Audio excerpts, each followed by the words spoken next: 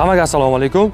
Kuni kecha ijtimoiy tarmoqlarda Gentra hamda Lada rusumli transport vositalari haydovchilari boshqa harakat qatnashchilarining erkin harakatlanishiga qasddan to'sqinlik qilib, turli xildagi yo'l bezorligi qoidabuzarliklarini sodir etganlik holati tarqaldi.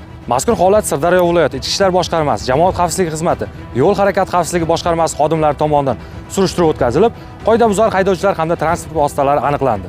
Xo'sh, ushbu turdagi qoidabuzarliklarni sodir qilishga haydovchilarni nima majbur qildi? Kontent uchun oldik. Bilganimiz ham yo'q.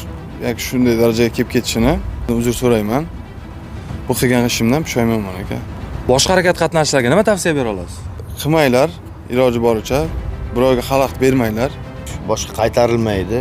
Boshqalarga ham maslahat bermaymiz bu narsalarni qilishda. Boshqa qaytarilmaydi, kechirim so'raymiz.